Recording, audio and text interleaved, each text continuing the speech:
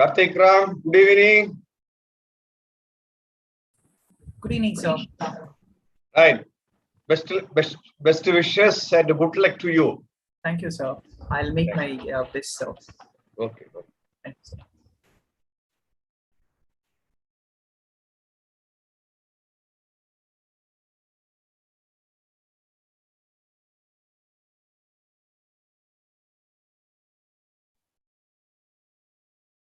Professor Muhammad Ashik, you are in the line.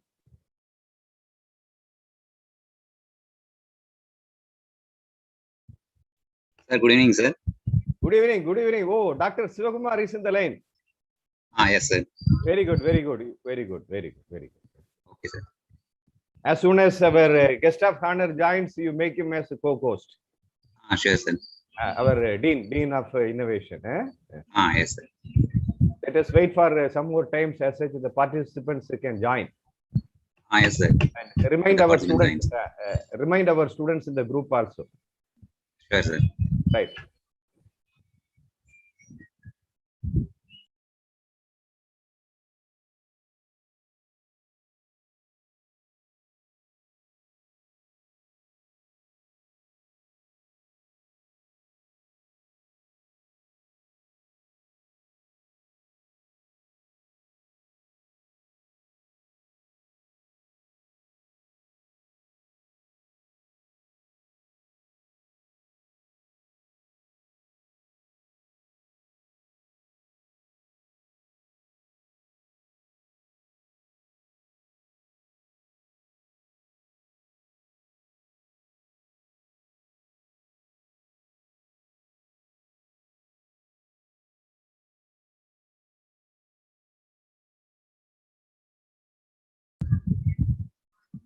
Sir, Dr. Reni Robin sir has joined, sir. Okay.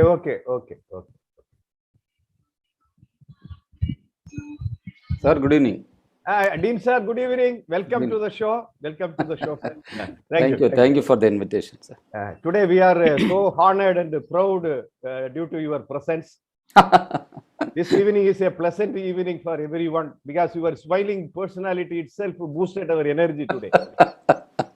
Thank you. Even though today is the weekend day, your presence is strengthening us.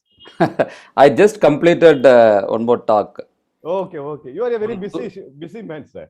Yeah. From 4:30 to 5:45. Right, sir. I had a talk on intellectual property, right, for Dhanlakshmi Srinivasan College. Okay. Thank you, just sir. completed and joined with us. Joined. Thank you, sir. Thank you. Sir, I have a small presentation. I will share the screen also. Okay? Yeah. Just they will welcome you, introduce you, sir. Then you can give your presentation. Okay. Followed by that, I will give you a small introduction about our student is presenting the main topic today, Karthik Ram. Okay. I will just join with him to add some more points along with his presentation. That is the agenda of today's program, sir. Very good, sir. Very good. Because we are promoting the students in this platform as a good speakers. Yeah. Thank you. Thanks. A good initiative, sir. Yes, sir.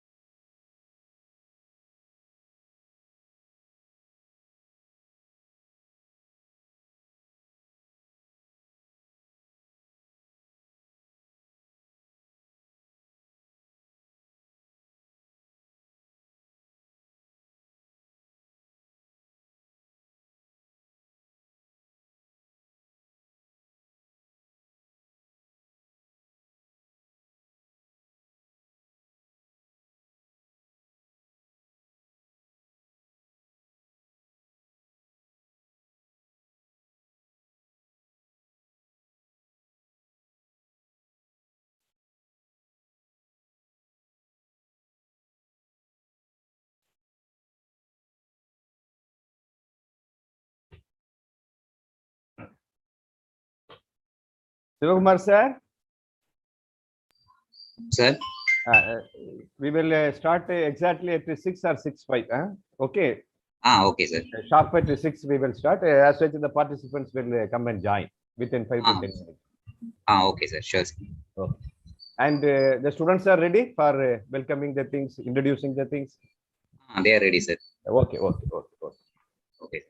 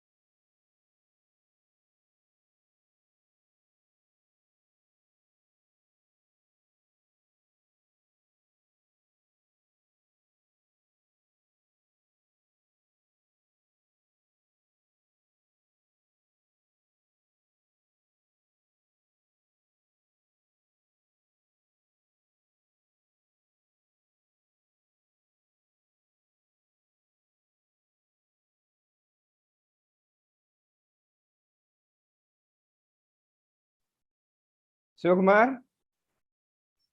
Sir, shall we, shall we start, sir? We can start. Okay.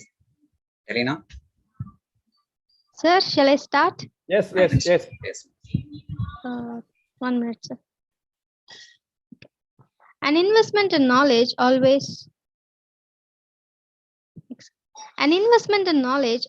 pays the best interest. This was quoted by Benjamin Franklin. A warm good evening to one and all present here. On behalf of Civil Engineering Department of C. Staram Engineering College in association with IEEE, I welcome you to this Tech Talk on effect of corrosion in RCC structures. Now, I would like to invite our beloved HOD, Dr. Bhagavati Permal, to deliver the welcome speech. Please, sir. Thank you, Elena. இறைவனுடைய திருவடிகளை என் மனமொழிகளால் வணங்குகிறேன். Most respected Chairman and the CEO of Sairam Group of Institutions, respected Principal Sir, respected Director Sir, the guest of honor of today's function, Dr. C.R.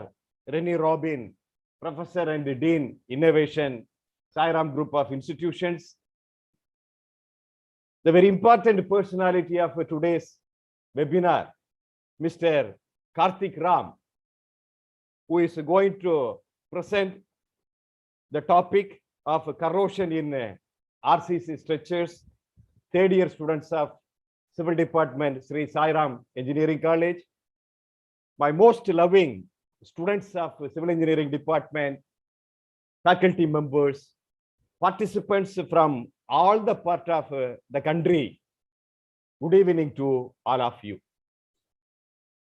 Friends, this evening is a very pleasant evening for every one of us. As a technical young graduates, two things are very important for you, just like our heartbeat. Engineering graduates, young budding engineers, you should always pronounce these two words. One is innovation, in Tamil, Pudumai. The second one is creativity, in Tamil, Padaipatal. Innovation means thinking something new. Creativity means doing something new.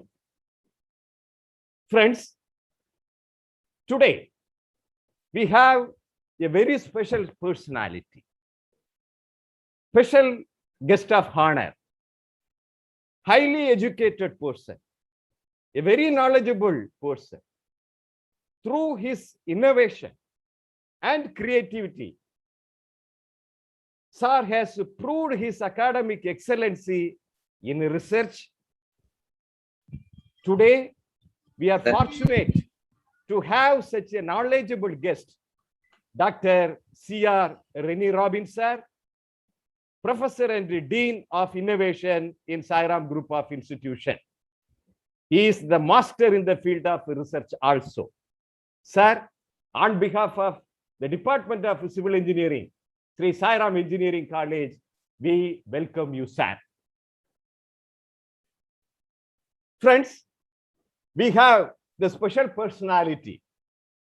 The tomorrow's leader is with us, Mr. Karthik Ram. Many educationalists can excel well in webinars, presenting new innovations, creativeness. But as a third-year student of civil engineering, who is going to prove his innovation and creativeness through his hard and smart work today, I welcome the third-year student of the Civil Engineering Department, Sri Sairam Engineering College, Mr. Karthik Ram also. I welcome my loving students, faculty members, and participants from all the parts of the country. Really, this evening is a fruitful evening, which you can take more takeovers from the presentations. Thank you. Thanks a lot. Thank you, sir. Now I call Nandita to add a short note about our guest of honor. Please, Nandita. Thank you, Telena. A very good evening to all. Dr. C.P. Rennie Robin received his ME and PhD in CAC degree from CEG Anna University. He has worked in Jerusalem College of Engineering as professor, head of department, joint director, and associate dean. He also worked as programmer at the Ramanujan Computing Center, Anna University. His areas of interest include ontological engineering, knowledge management, e-learning, semantic web, etc. He is a recognized supervisor of Anna University to guide PhD and MS in the area of computer science and engineering. He is a doctoral committee member of Anna University, Satyabama University, and VIT Chennai. He is an active and recognized ambassador of ACM. He wrote a book on role-on ontology in software risk management, KM approach, published by Lambert Publishing House, Germany. He received Mentor Award from IBM in 2011. He got the Young IT Professional Award 2012 by Computer Society of India. He received award for teaching excellence at Indo-Global Education Summit 2013. It's a huge privilege for me to welcome you, sir.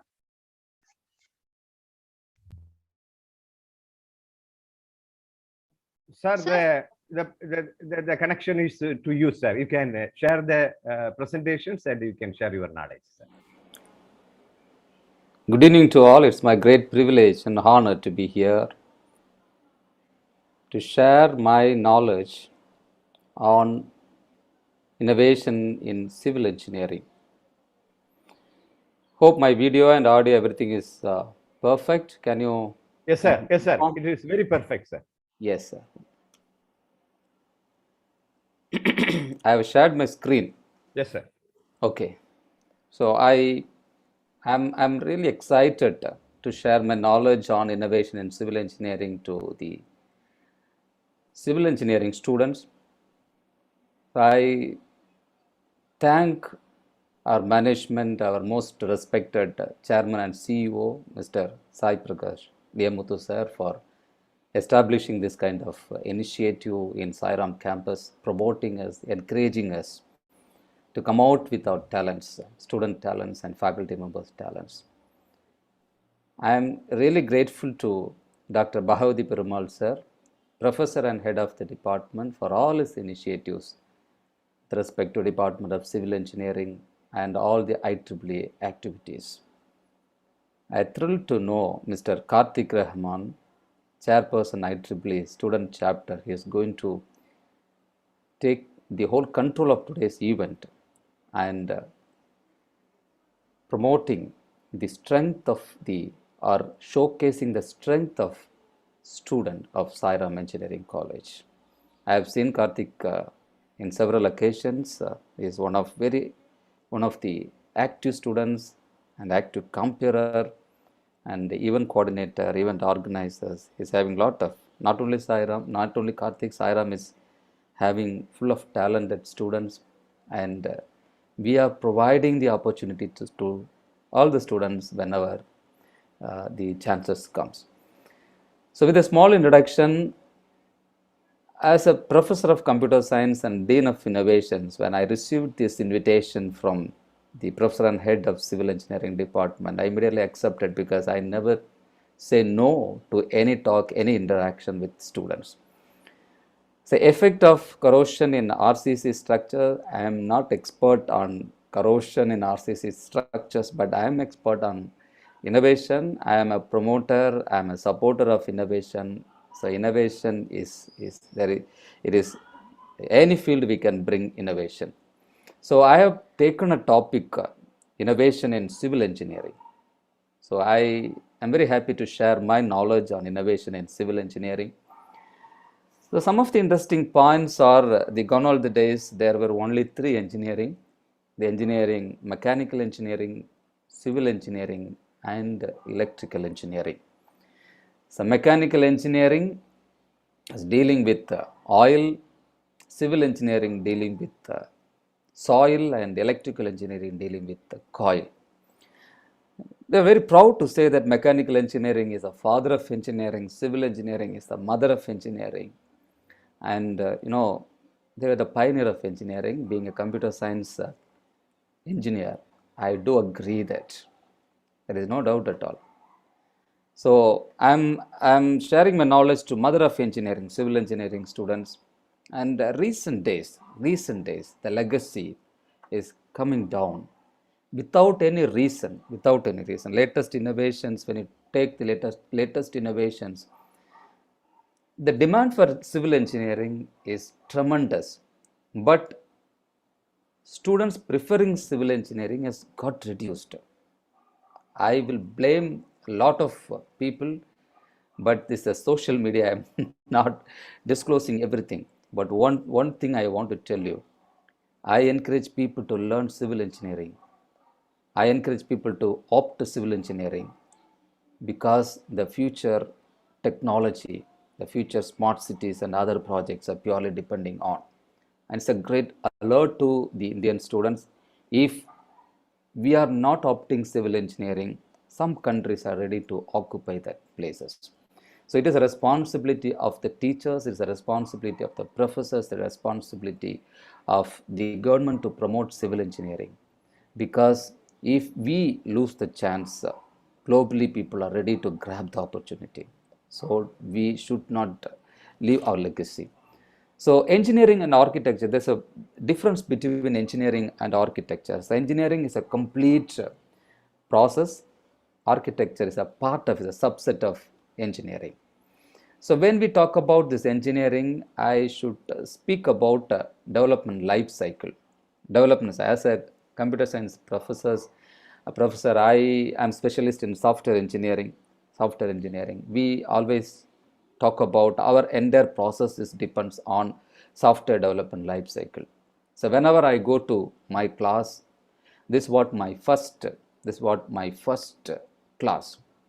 So I take the civil engineering concept, then I will move from civil engineering to computer science and engineering. To explain software development life cycle, the example I used to give is civil engineering. So the development life cycle, any engineering if you take, it is based on a cycle. You could see the cycle in almost all the engineering college emblem, including Anna University emblem. It means the cycle or the wheel represents engineering. What does this software or this life cycle, development life cycle, is talking about 7 different phases: requirement, specification, analysis, design, construction, testing, implementation, and maintenance. So if you take any engineering, you cannot leave these 7 phases of development life cycle. So before talking about software development life cycle, I normally talk about civil development life cycle.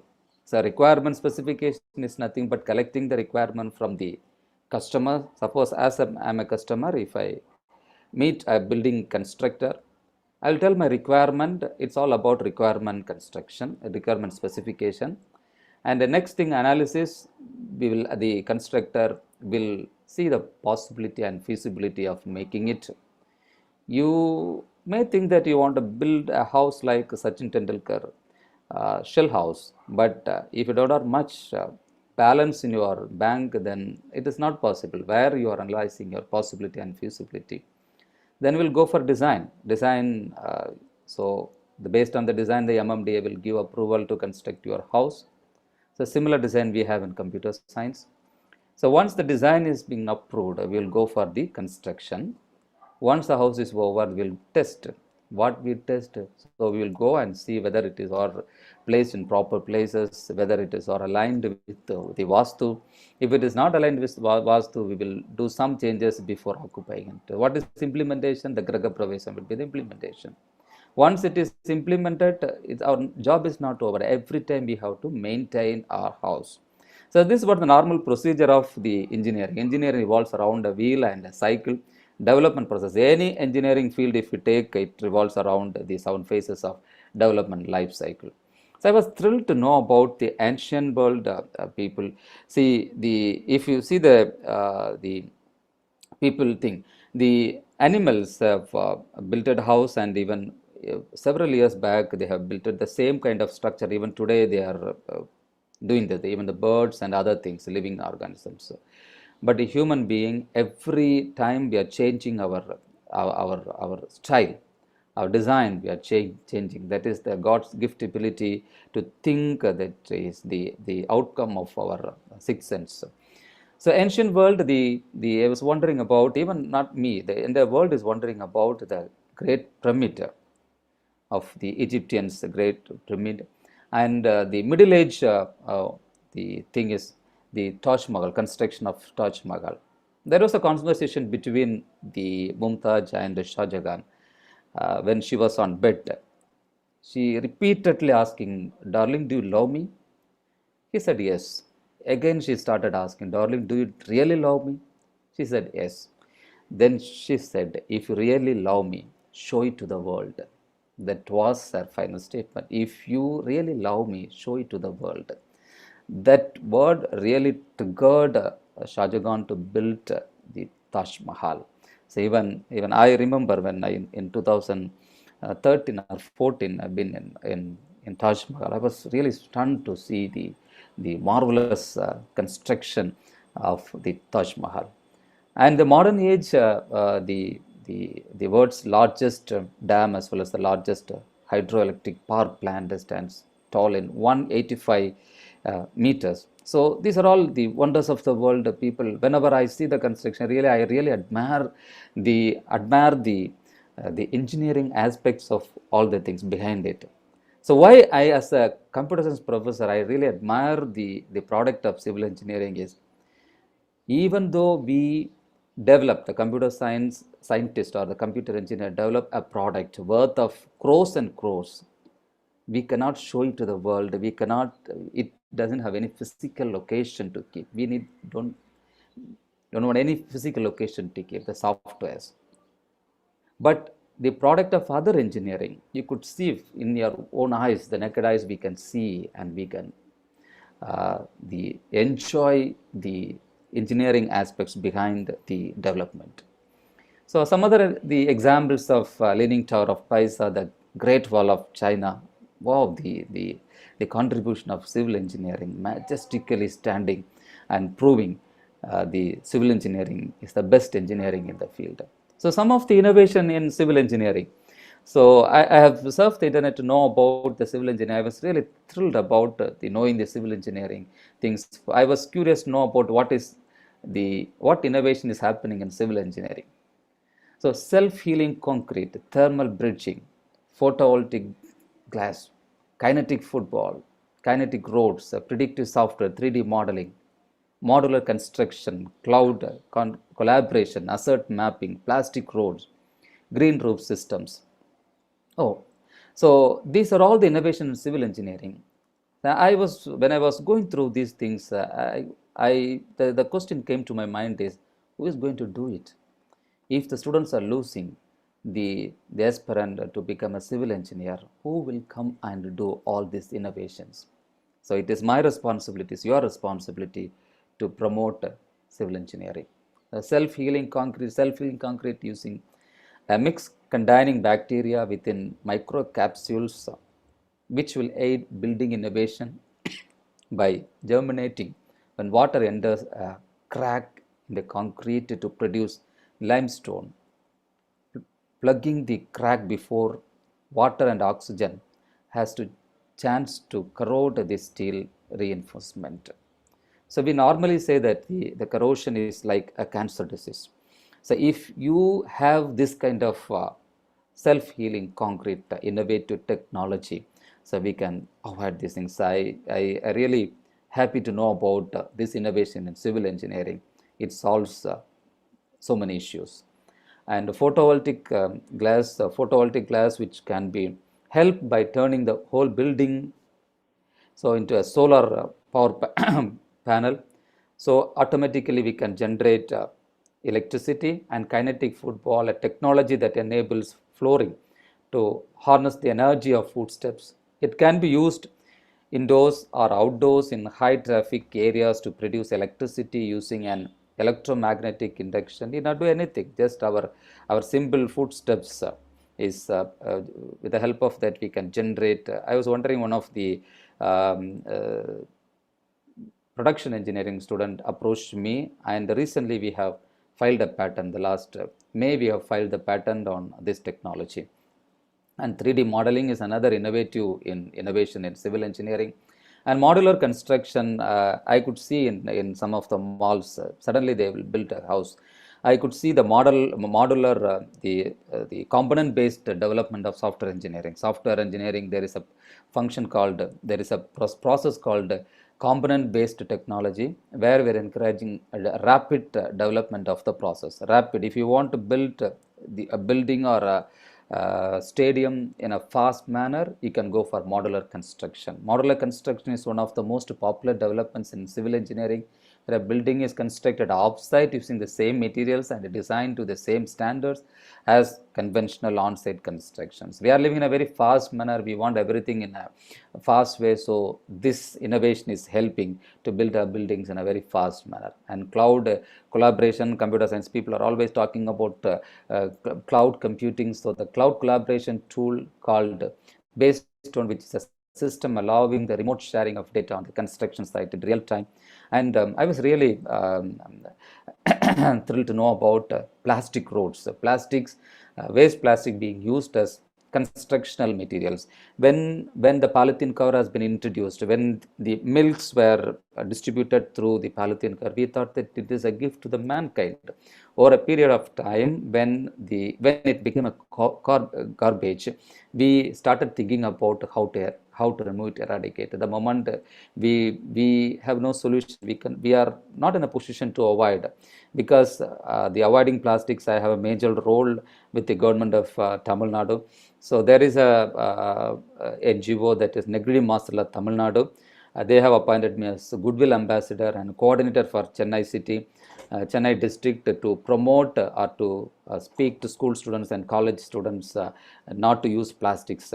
So when we are discussing about the people or the authorities of the Negri Masala Tamil Nadu, they asked me to do some research oriented. We are planning to conduct one international conference on this technology. So where we are welcoming all the technologies which are related to avoid plastics and how to convert this plastics, the garbages, into the usable things. So one such innovative thing is the plastic roads. If we convert, if you lay down all our roads into plastic road, we have a lot of advantages. That way we can reduce the garbage of the plastics. So this the moment I have recognized by the former MLA.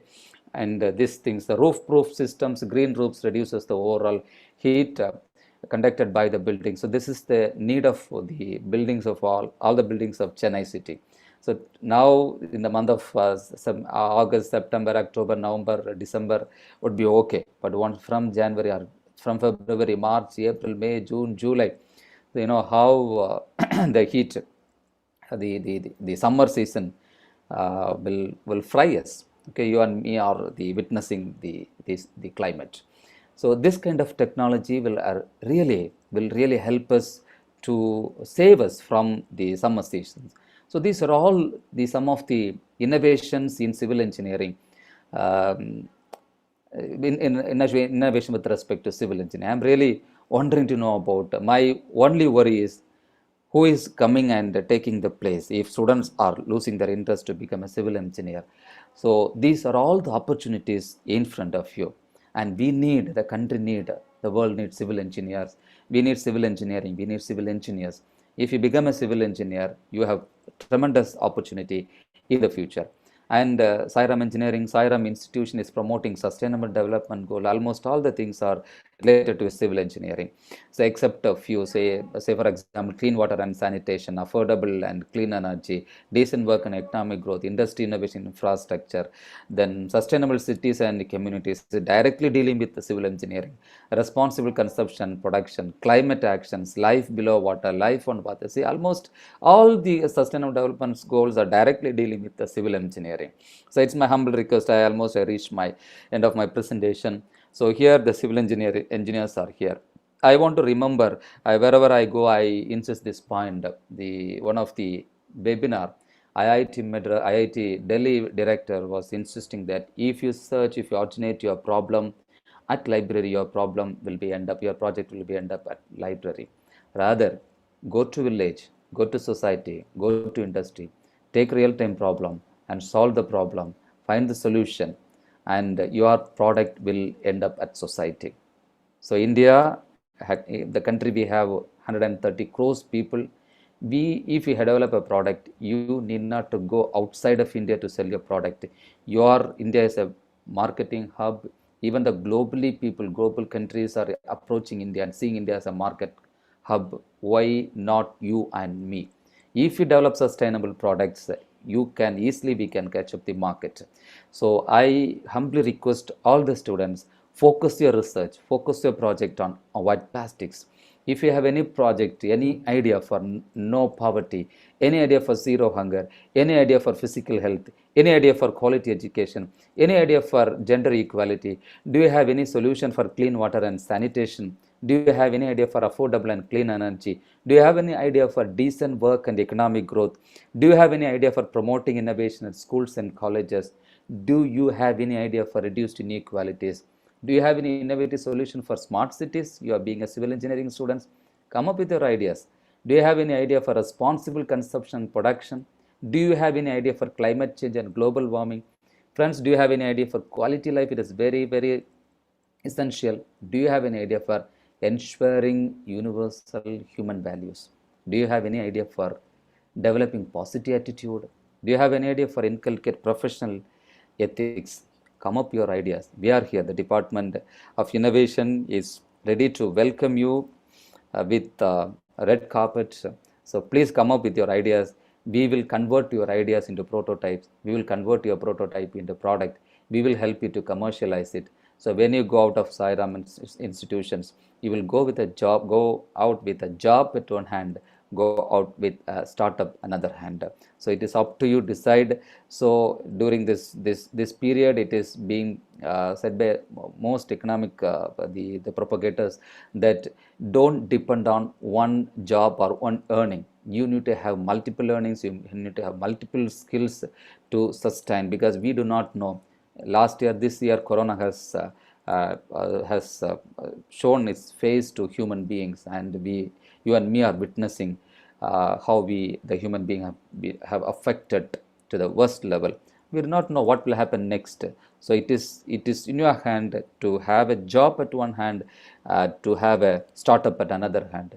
Come up your ideas. We are here to support, to convert your ideas into a startup, or a period of time it will be converted into an entrepreneur. So you will become an entrepreneur.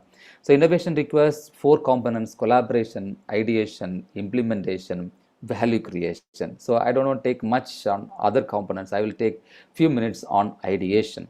What is an idea? So whenever you see this, the bulb is a symbolic representation of an idea. Thomas Alva Edison has invented bulb.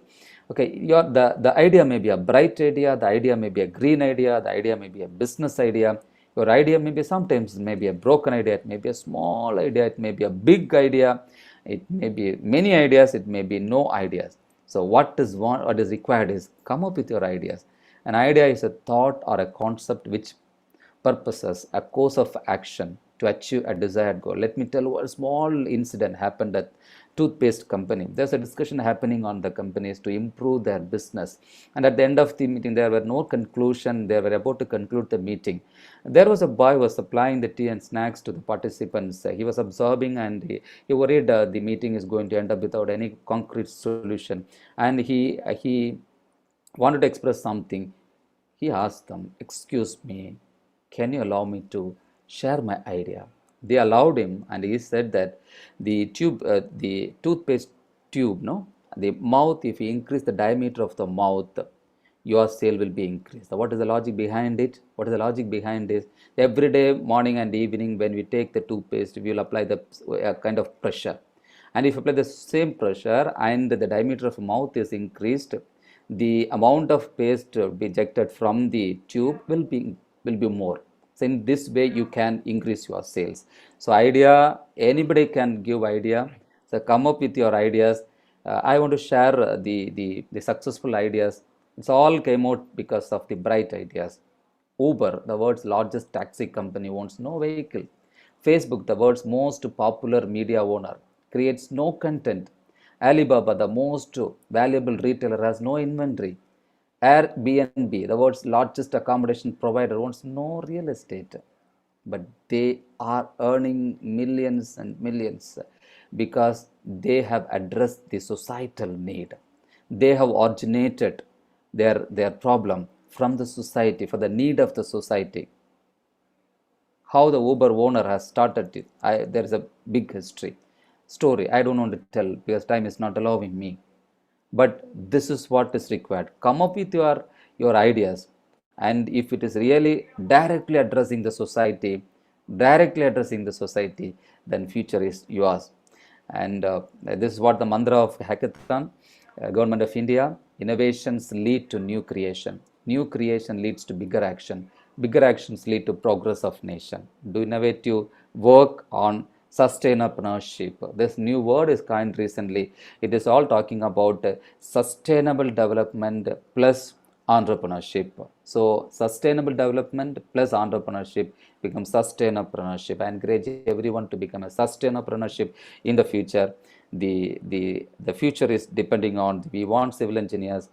We are in need of promoting civil engineering. I am here to support civil engineering being a promoter of civil engineering. So innovations, a lot of innovations are available in civil engineering, and it can be done only by civil engineering. So with this note, I thank the organizer for giving this wonderful opportunity to interact with the civil engineering student. Thank you so much. This is my address, my email ID and contact number. You can reach out to me at any time. Thank you so much. Thank you, sir. Thank you very much for your valuable words. Certainly, your words will inject the heart of the young civil engineering graduates. They will think, do new things. We hope that the young engineers will take India to the next level of technological development. Thank you. Thanks a lot. May God bless you all. Thank you, sir. Thank you, sir, for your enthusiastic speech. It's been really a boosting and intriguing one. Now it's time for the Tech Talk. For that, I would like to invite our HOD, Dr. Bhagwati Perumal, to give our intro speech. Please, sir. Thank you, Telina. Good evening to all. The topic of today's presentations, which Mr. Karthik Ram is going to do, is effect of corrosion in RCC structures.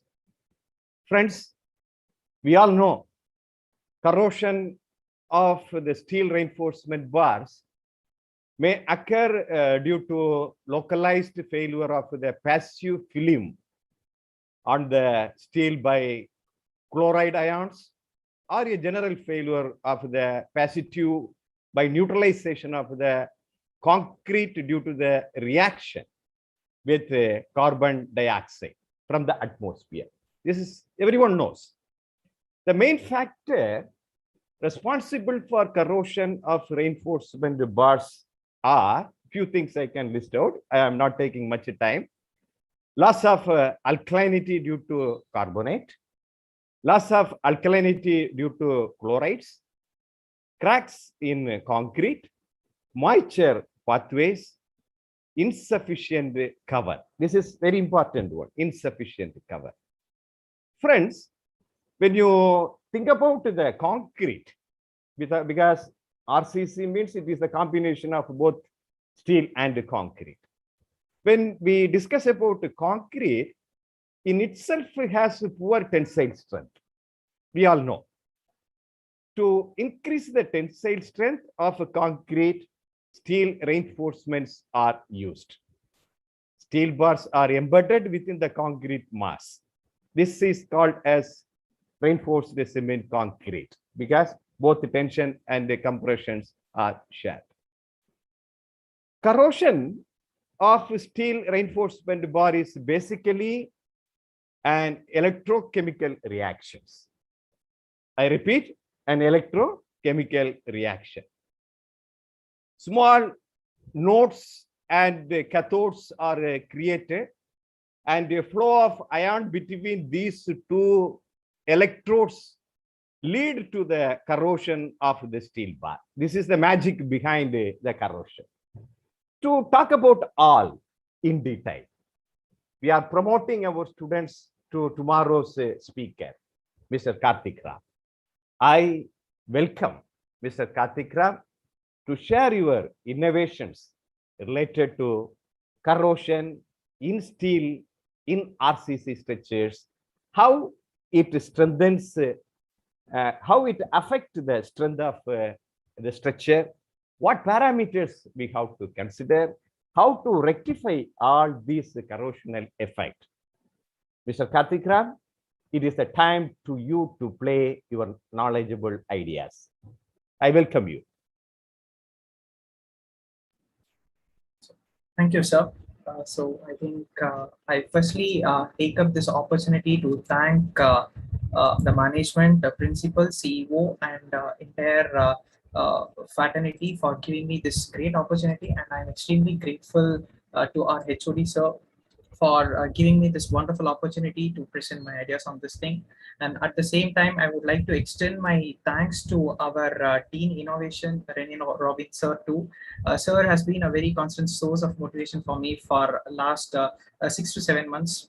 I have met sir in person. Sir have have had great discussions with me regarding innovations. I would assure you in this wonderful platform that we, the students of Department of Civil Engineering, would sure bring up some innovative things where we can have a collaboration with the Department of Innovation. So thank you, sir. So today I would like to make my presentation on effects of corrosion in RCC structure. Before that, let me introduce myself. So I am Karthik Ram M, and I'm currently doing my civil engineering. I'm doing my 3rd year. So, and I'm currently holding the position of chairperson of Geoscience and Remote Sensing Society of the IEEE. So without further ado, I would like to just jump into the session. So first question is like, why should we study corrosion? Why study on corrosion is important? So if you look into the statistics, in India, the expenditure on corrosion in the year 2012, 2 lakh crores per year, 2 lakh crores per year has been only spent on corrosion. In 2014, 4 lakh crores have been spent, and in 2016, 6 lakh crore have been spent. So when you look up this, the expenditure, that is the allocation of budget for infrastructure sector, almost 50% of the construction cost is being just eaten up only by repairing this corrosion process. So what is like, due to the phenomena of corrosion, almost 30% of the steel is being used for repair and 40% of the cement is being used for repair. So the corrosion of reinforcing steel in concrete is very serious and very, it is a very serious problem when we consider for safety and in the point of view of economy too. So in this thing, I would like to, try explaining to my best of study on minimizing the repair and maintenance costs and some modern technologies which is available to achieve corrosion-free and service life. So firstly, let's understand what corrosion is. Corrosion is known commonly as rust, which we all know, and it is a very undesirable phenomenon which destroys the luster and beauty of the object and shortens their life. For example, if you take your gate, the gate which is located in your house, the compound gate, if it is being unpainted, you can find a difference. That is, you can find pores or some kind of difference. So that is a corrosion. So it is a very common kind of thing which occurs in our day-to-day life, which spoils the luster. So you can find the aesthetic difference in the aesthetic appearance over there. So corrosion is a natural and a costly process of destruction like earthquake and floods. But what is the difference you see between earthquake, floods, and corrosion is you cannot predict the arrival of earthquake and flood, whereas you have a very clear vision on the corrosion which is occurring in your building. By physical examination of your structure, you can get to know that is corrosion occurring in your construction unit or not. You can find through cracks, you can find through loss of particles in the concrete structure. So this is what is basic corrosion. We have a lot of definitions for corrosions. I have just listed here. So corrosion is the surface wastage that occurs when metals are exposed to reactive environments. Very true. Now, what are these reactive environments? I'll be discussing in the upcoming slides. So corrosion is an aspect of the decay of materials by chemicals or biological agents. So due to certain chemical attacks, corrosion occurs. Corrosion is the deterioration of materials as a result of reaction with environment. More or less same, but it is being explained or expressed in different terms. Corrosion is the destructive attack of material by chemical or electrochemical reaction with the environment. And this is the very important aspect of my presentation. I'll be dealing with the chemical and electrochemical reaction that is taking place with the environment of concrete and the external environment too. And this plays a very important role in preventing corrosion too. We have a lot of techniques for this. So corrosion is an extractive metallurgy in reverse. This is very interesting actually. We are born and we are dead, and again we are born and we are dead. So this is the cycle of a human being, right? A lot of mythology states this like right? So the same way, every material available in this earth has its own birth and it has its own death, and it can be regenerated too. So corrosion is an extractive metallurgy in reverse. For instance, iron is made from hematite. Hematite is the iron ore initially which by metallurgical process you extract it. Then you heat it along with carbon. So you form iron, that is your rebar. Then iron corrodes and reverts to rust, thus completing its life cycle.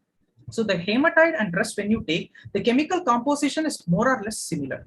So here I have shown the energy cycle of corrosion. So this is your iron ore, and you send it to blast furnace for its processing. Then it goes into the molten to make for getting rolling and the malleable process and all. You get the final product from rolling and manufacturing of steel. So this is the energy cycle of corrosion. So as I said, iron is obtained in the form of hematite, that is Fe2O3. On addition of energy, we convert it into iron, and by the process of alloying, that is addition of silica and many more materials, you form steel or rebar. What happens? There is a chemical attack happening on this steel, and that process is called corrosion activity. And by the corrosion activity, you get what? Fe2+, that is iron. Now, when you look about the composition of iron and this Fe2+, it is more or less the same, and the both property are same. So what happens in reverse? It is a reversible process. Corrosion is. So it is justified through this energy cycle of corrosion. Now, looking about corrosive environment. Corrosion cannot be defined without a reference to environment. Like you need to compare what may be the cause. What may be the cause? The maybe of cause is the environment. So these are the following types of corrosive environments which we have. One is air and humidity. The second one is fresh, salt and marine water. The third is natural, urban, marine and industrial atmospheres.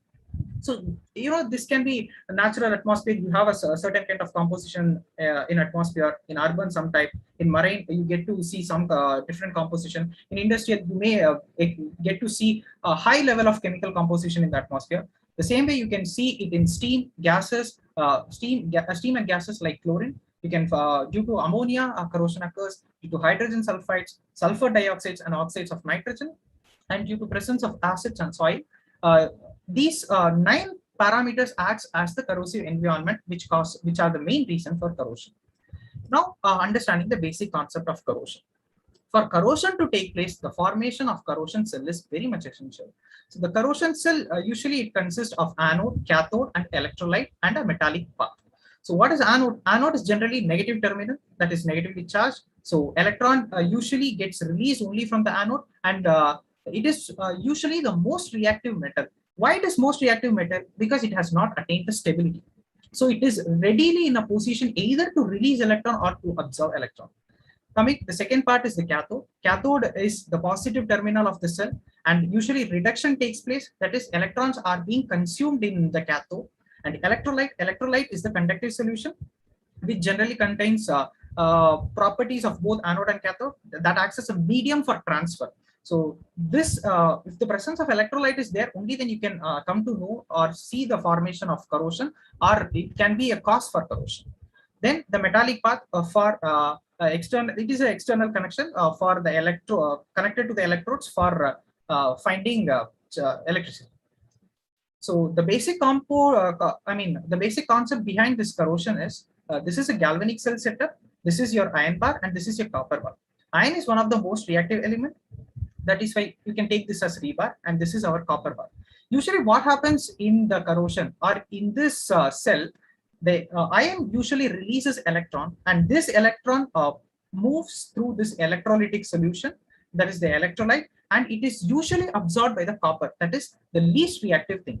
What happens is, when electron is released from here, you absorb corrosion in this particular element, whereas copper, even absorbing the electron, you cannot find any kind of corrosion.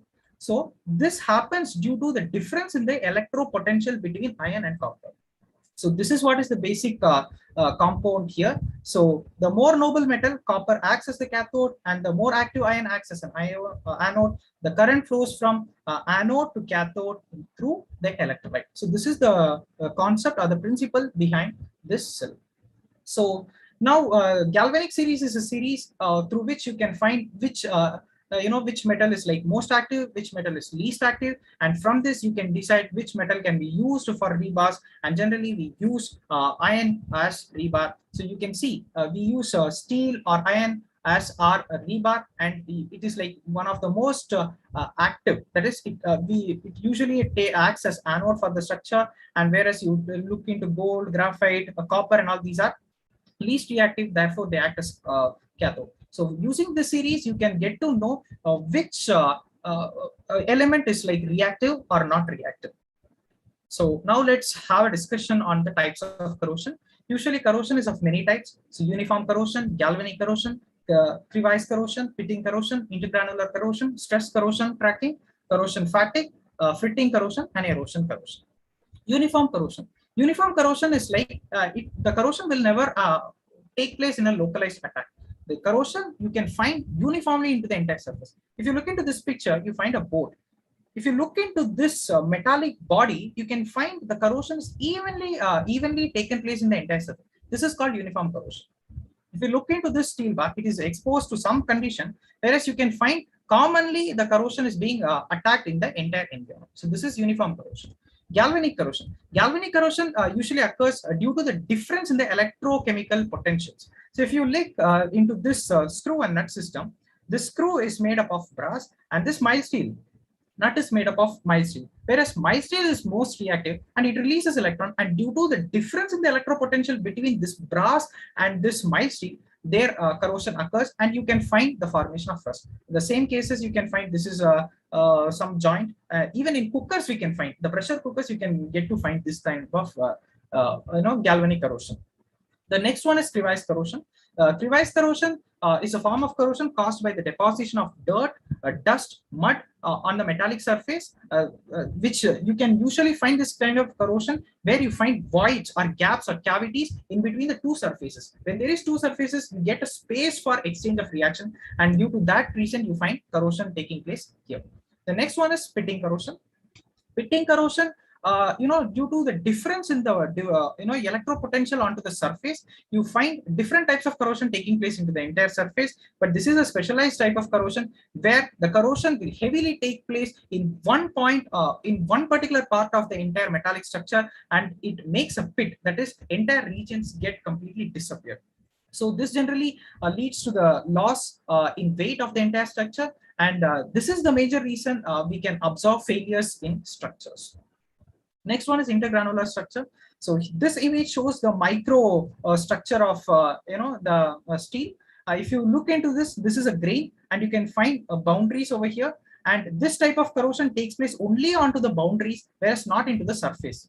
So this type of corrosion which takes place onto the boundaries of the this micro grains, this we call as intergranular corrosion. The next one is due to stress corrosion or cracking. Due to the tensile stresses and on this susceptible material in the presence of a specific corrosive environment, due to certain corrosive environment, due to extreme tensile stress, what happens is a chemical attack takes place, and that leads to the formation of stress corrosion and cracking. Then corrosion fatigue. The material under cyclic stress is subjected to corrosive environment. The endurance limit of the material is sharply reduced. So what happens is, like, when corrosion continuously takes place, the endurance, the power to withstand the strength gets comes to an end. So what happens is it leads to failure, and this is what is called corrosion fatigue, or you can call this, it is also a type of a stress. The next one is the fritting corrosion. The deterioration of material by conjoint action, that is, wear action between two surfaces, could also lead to the formation of corrosion, and that is what is called fritting corrosion. And it majorly happens due to the relative motion and small amplitudes of vibrations during their motion. Next one is erosion corrosion. Erosion corrosion is degradation of material surface due to mechanical action, abrasion of slurry, particles suspended in the fast blowing liquids or gas bubbles. This you can generally observe in the pipelines due to difference in potential also, you can say. So due to this, you can find erosion and corrosion. Erosion is like complete washout of the particle. So now coming to the topic, that is reinforced cement concrete. So why do we use concrete? Concrete is one of the most second consumed material after water, which we all know, and we use it because of its readily availability, and it actually gives us a very important benefit. That is, the durability of the structures made of steel reinforced concrete is related to the ability to greatly reduce the rate of moisture transport or to increase aggressive ions. The concrete acts as a very strong protective layer for the dissipation of aggressive ions into the surface. So concrete provides physical corrosion resistance. Concrete itself is a physical provides physical corrosion resistance to steel reinforcement, acting as a barrier, and chemical corrosion resistance as the result of its high pH. Concrete is highly it is highly alkaline in nature. Therefore, it has a very strong pH. It ranges between like 12 to 13.5. So that is the reason why concrete can be a better thing to prevent corrosion. So however, many concrete structures are under constant degradation from aggressive environment. They suffer from durability issues, particularly corrosion of the steel bars. So why steel bar is used? So concrete is only strong against forces of compression and has low tensile strength and ductility. This is the reason, to enhance the property of concrete, we are introducing reinforcement. So the reinforcement materials are needed to withstand shear and tensile forces on the concrete. So steel is used because of its bonds, because it bonds very well with the concrete, and as it expands and contracts due to the thermal factors in a structural unit. So as Sir said, the passive layer, that is the protective layer. So concrete is a pore solution which usually contains calcium hydroxides, sodium hydroxides, and potassium hydroxides. So this is the reason why it maintains pH of the concrete in a great extent. It ranges between 12 to 13.5, as I said earlier.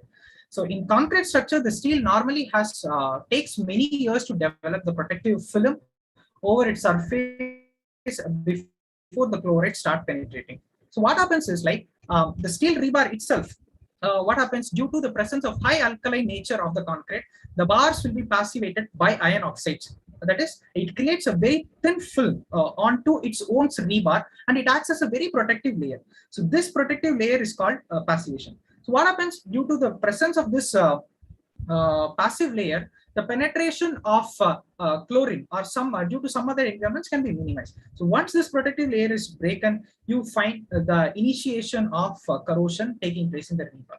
So until the passive layer breaks down, you can resist from corrosion. Depassivation. So depassivation is what generally the attack on the steel rebar.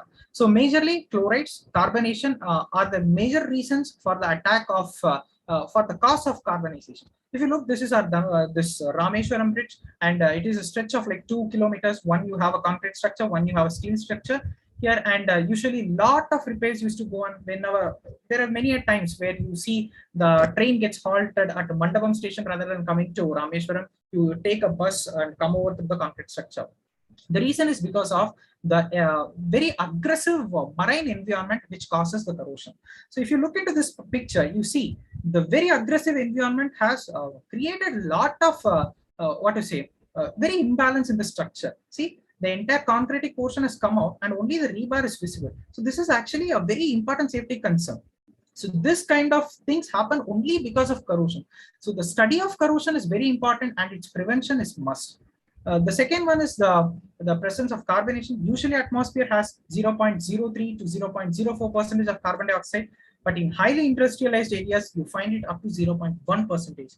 So the presence of moisture and oxygen is essential, and this itself will lead to the corrosion. So you look into this. This is a bridge here in Chennai. You can find a lot of cracks. These are all signs of corrosion that is taking place in the reinforcement. Now reinforcement corrosion. Now what exactly it is? So once this chloride or any ions which started entering into this concretic structure, what happens is like they go and attack the steel rebar. So once they attack the steel rebar, it breaks the passive layer. Once the passive layer breaks down, this chlorine goes and joins hands with the iron, that is Fe2 plus present in this thing, and that forms rust. And what happens? Rust starts depositing onto the steel rebar, and which in turn increases the volume. When volume increases, you find to see cracks in the structure, and cracks ultimately leads to the failure in structure. So this is what is called this is what we call as reinforcement corrosion. So the mechanism of reinforcement corrosion is like, let's take the anodic and cathodic regions are connected by an electrolyte solution, that is the pore water in the hardened cement base. They may have certain pore waters present in the concretic structure. So what happens is the positively charged ferrous ions, that is Fe2 plus, passes into the solution, and they create negatively charged ions. Then these ions pass into the steel cathode, and they are absorbed by the constituents of the electrolyte and combined with water and oxygen to form hydroxyl ions. So hydroxyl ions is ready, and iron is also ready. Now the combination of iron and hydroxyl will make what? Iron hydroxide. And this iron hydroxide is what? It is rust. So these travel through the electrolyte and combine with the ferrous ions to form ferric hydroxide, which is converted by further oxidation to form rust. So this is what is the mechanism behind it. So I have a very small animated video on this. Just have a view of this where you can have a clear understanding. Sir, like my video is visible, sir? No, it is not visible. Only the people. 1 second, sir. I will just share it once again. Like, is that okay, sir? Still, yes, it is coming out. You start from the beginning.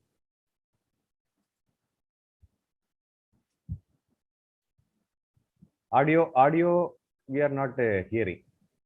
Okay, sir. Actually, there is only music, sir. There is okay. Okay. Just the animative portion. Okay.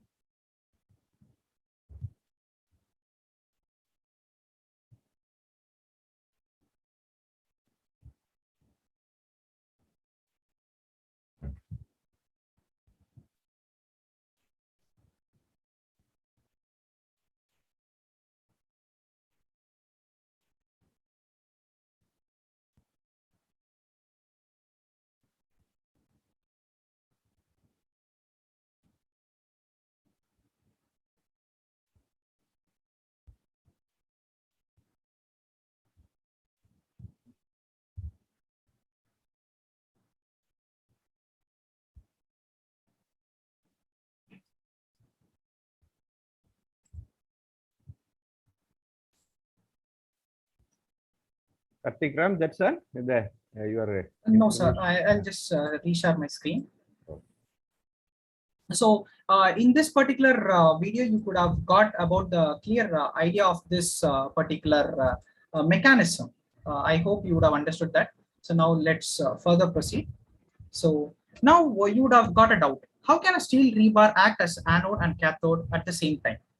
So it is due to the, even in addition to this, the reasons behind this is the non-uniformity of the metal and non-uniformity of the electrolyte. See, what happens is like, if you take, this is the microstructure of the steel. So you find the presence of ferrite and cementite. So what happens is like, when ferrite releases an electron, what happens, this this particular ferrite, that is cementite, what happens is like, it will absorb both the electrons again, it satisfies its balance. So what happens is like, the reaction keeps on progressing. When reaction keeps on progressing, what happens, the deposition of rust continues and continues. So in turn, what happens is like, the rust formation takes place. The second major portion is the that is non-uniformity in the electrolyte. So one reason would be the pH. Due to difference in pH, that is the property of alkalinity loses in the concrete. So the process of rust gets initiated. The second one is the attack by chlorine and attack by chlorine and carbon. So this creates somewhat difference in pH levels. So again, this makes the concrete more acidic in nature, and it will initiate again the rusting. The same way, corrosion inhibitors, that is non-uniform in the mixing. So when there is non-uniformity in the mixing, there is a difference in electropotential, and this difference in electropotential will lead to the formation of rust. So how does this process of corrosion takes place in the concrete?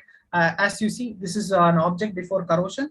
What happens is like, corrosion starts building. That mechanism we have already seen over there. So now what happens is like, this corrosion again further spreads in entire direction of this entire rebar. So what happens is like, once it spreads entire rebar, what happens? So crack starts developing from parts of this particular rebar. So ultimately what happens? You find failure in building. So when you look into this, so this rust is almost 6 times more than the volume of steel rebar. So when 6 times more, there is no space to occupy all these things. When there is no space to occupy, it has to come out, right? Due to the internal pressure. So that is the reason why we get to see the failure in this thing. And here I have mentioned the relative volume of things, and the iron oxides are here. The iron hydroxide is here, and it is almost equal to like, it lies between 4 and 5. Its relative volume is. So these are the major reasons for, this is how the concrete gets failed. So now, what are the influence of concrete? The parameters for rebar corrosion. One is microstructure of concrete, as our HOD sir said, water cement ratio, inadequate cover, chloride ions, and penetration. Chloride ion penetration and carbon dioxide penetration. So generally, if you talk about presence of microstructure in the concrete, you have lot of pores like CSH, that is CSH is calcium silicate hydrate, and many other compounds like pores. The porosity in chemical cement paste consists of capillary pores, gel pores, and calcium silicate hydrate, and interlayers. In the interlayers it lies actually. So what happens is like, the water fills up the pores. When water fills up the pores, it is actually undesirable because concrete is water phobia. Though we hydrate the cement, still the formation of these pores initiate the phenomena of rusting.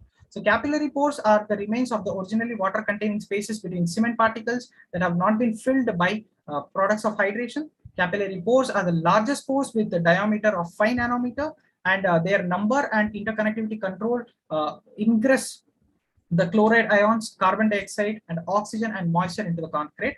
And the gel pores are the interlayers that are believed to be small, and this is the reason why that's disconnected the contribute to transport. So these are all certain things which initiates the thing.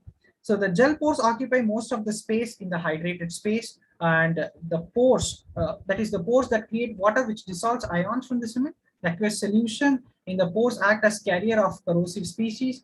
This in contact with reinforcing surface will start initiating them.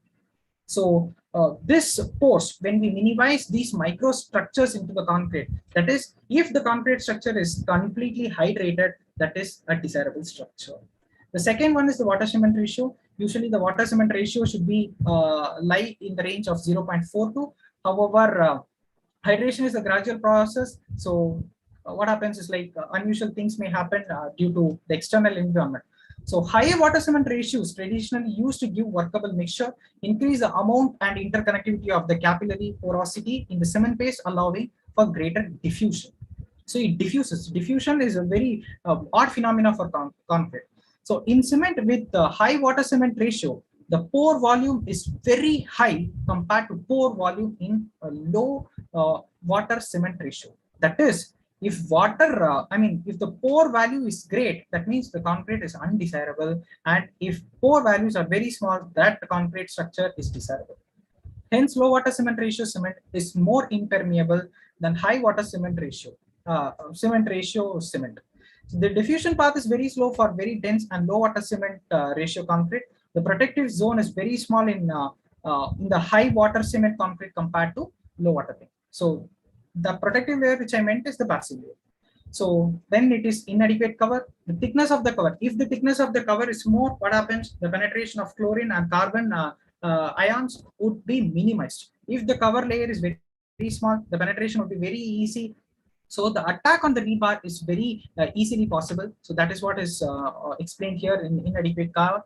Then the fourth one is the chlorine attack, the penetration of chlorine. So if you take this is our steel rebar, the anodic reactions, as we saw there, iron will release Fe2 plus and 2 electrons, and cathodic reaction is oxygen combines with the water to produce OH. So what happens is like now this iron will combine with the chlorine, that is externally from external environment which comes to attack the steel. These both combine and they form FeCl2. Now what happens? This FeCl2 further reacts with water to form hydrochloric acid. So now the concrete structure is becoming acidic in nature. If it is becoming acidic in nature, which means it is undesirable. And along with that, it is forming what? Iron hydroxide. Iron hydroxide is rust. So what happens? Now further this HCl, that is HCl will split into hydrogen plus chlorine. Now this chlorine will again go and attack with the iron, and this process continues and continues, and you find continuous corrosion in the structure. The same way carbon induced. So the same set of reactions is mentioned here. The carbon will combine with water to form carbonic acid. Again, the alkalinity is lost in the concrete structure. So what happens? Now this when combines with calcium hydroxide, they form calcium carbonate and liberates water out. So CH will liberate, that is undesirable. So this now H2CO3 reacts with calcium oxide to form calcium carbonate. So corrosion is again initiated, and this reaction again continues on, and this is really undesirable. So now talking about the next one, that is factors that affect the diffusion of the chloride ions and carbide ion, is high range of water reducing agents, that is much lower. If water cement ratio is low, the attack can be minimized. The age of concrete is another factor affecting the diffusion of aggressive ions with passing time. The curing process continues and the diffusion becomes harder. In addition, diffusion is a function of time, and thus its rate decreases with time. So you can even connect a hydration here. So curing is another parameter that changes the diffusion of chloride ions and carbon dioxide in the concrete. Better curing causes lower permeability, better hydration, and consequently less carbonation and carbon diffusion. So curing is very important phenomena which we must consider to avoid the penetration of these external ions. Temperature and RIA are other factors that can affect the diffusion of aggressive species into the concrete. So now the next one is methods of corrosion control of reinforcing steel. So first technique is the cathodic protection. So this is one of the oldest techniques which we use. Generally, we use in pipelines, storage tanks, and underground structures in petroleum and oil industries. So cathodic protection has been one of the most successful protection techniques for concrete structures too.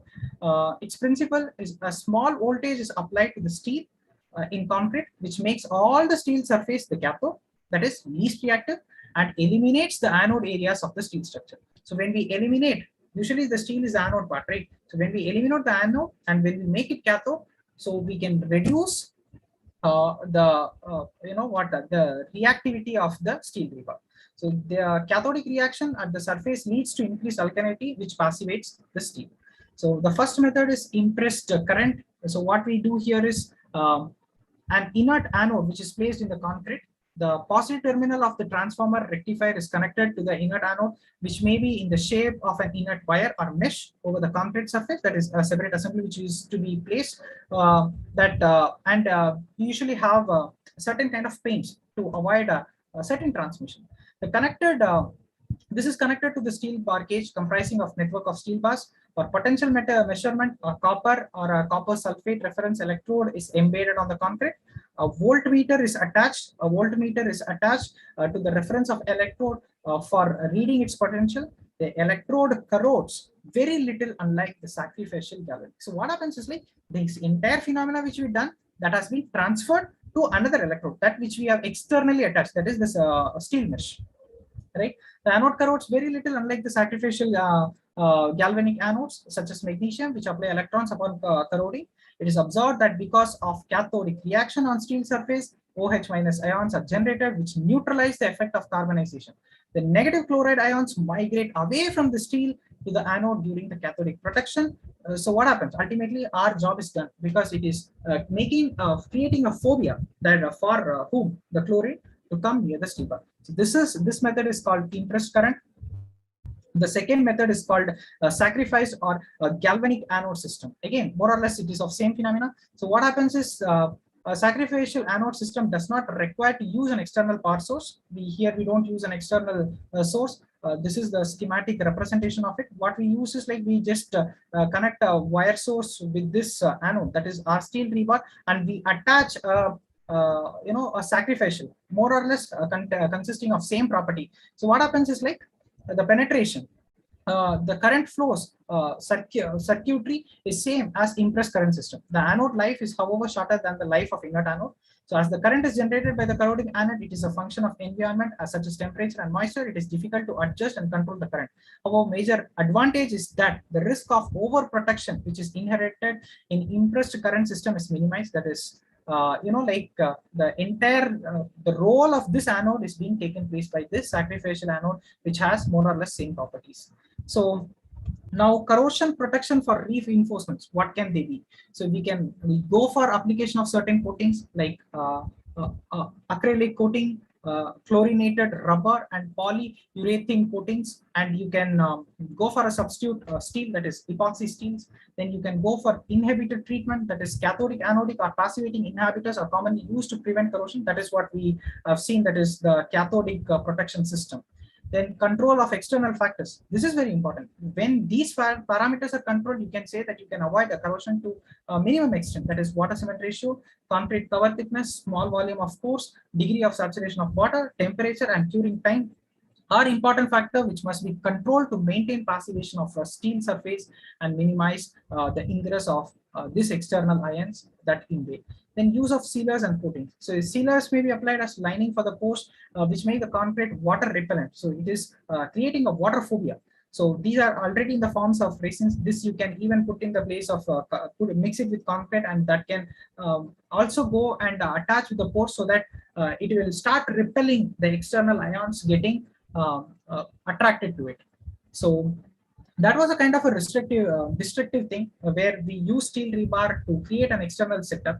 Now we are going to see about the non-destructive techniques. So the objectives of non-destructive techniques, where you can compare the strength of cube versus strength of the structure. Strength of cube here is the model concrete cube. Then cracks in concrete, using cracks, checking for flexural cracks, shrinkage cracks, cracks along the reinforcement bar due to corrosion. These can help us in rectifying. Then cover thickness of concrete layer, corrosion in reinforcement concrete, carbonation or chloride penetration in the concrete.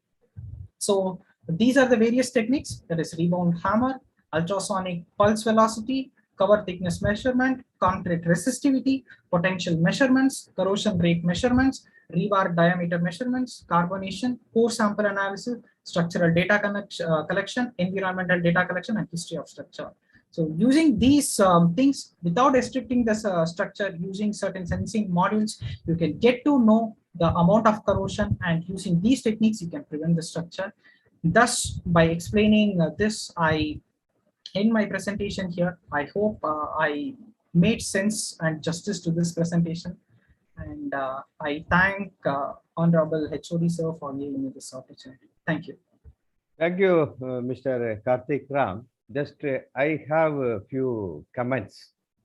I want to join with you, add some more points. Very informative sections, very good presentation. Hope all the participants got some information about the corrosion. My question and discussions with you is, as we are the civil engineers, how to avoid correction of steel reinforcement? This is one area. You can also interact with me. How to avoid corrosion of steel reinforcements? This is the very important and the key point all civil engineers should analyze and go for research. A few points which I want to highlight and add along with your presentation is, of course, we all know that corrosion of steel reinforcement bars may be prevented or at least delayed by practicing good measures, which damages the steel bar corrosion. One such preventive measures which I want to highlight is providing sufficient concrete cover. Normally in practice, when we are doing any concrete structures, even though we are providing the cover, whether it is properly maintained in all the areas, that concept should be taken into account. The second important point to prevent or avoid corrosion of the steel bar is use of good quality of concrete. This is very important. The quality of the concrete should be always in a high class level. And the third one I want to add with you is a proper compaction of concrete. Mixing of concrete or compaction of concrete plays an important role to prevent the corrosion. Then another important thing, use of FBE coated bars. What it is, FBE means fusion bonded embassy coating. Again, I repeat, fusion bonded embassy coating. That coated bars, if you use it, you can avoid corrosion. It is just like a powder. Embassy is just like a powder. When it reacts electrostatically on a steel bar, some degree of corrosions can be prevented. Another method to prevention of this is use of cement-based polymers. This is another area. As young engineers, you can also do some innovations related to that. That is, cement-based polymers can be also used in concrete to enhance the protection against corrosion capacities. Then RCPT test. This is another area we have to concentrate. RCPT, rapid chloride permeability test, may be performed to access the degree of corrosions, how much it is frequently. Then another is use of migratory corrosion inhibitors. This is another concept which you can add to prevent the corrosions. As we are the civil engineers, the preventive measures we can take into account to minimize the corrosions, to avoid the corrosions. Very good presentations. Any general discussions is needed, the participants can join with us. Actually, Neelakanta Panda have asked a question that is like how to control corrosion of steel. So as sir very clearly stated, I also explained in one of my slides about 5 certain parameters. One is microstructure, one is chlorine penetration, one is carbon penetration, the WC ratio, that is water cement ratio. So when we monitor all these things, we can prevent corrosion. And now sir very recently added certain techniques, certain coating techniques. So using all these things, I think for sure we can prevent corrosion, and study of corrosion is very important, and a lot of researchers are still going on in this particular aspect, specifically in the process of renovation. A lot of studies are being carried out by a lot of researchers. I hope I answered. Yes. And if there is no questions in the chat box, Sivakumar sir, you can continue the next. Yes, sir. Telina? Yes, sir. Gratitude is a powerful catalyst for happiness. To deliver gratitude, I now call upon Agrita, second year civil department, to deliver the vote of thanks. A very pleasant evening to the most respected gatherings tonight. I, Agrita Vijay, on behalf of Civil Engineering Department and the entire fraternity of Sri Sai Ram Group of Institution, extend my heartfelt gratitude to each and every one of you who made this event a great success.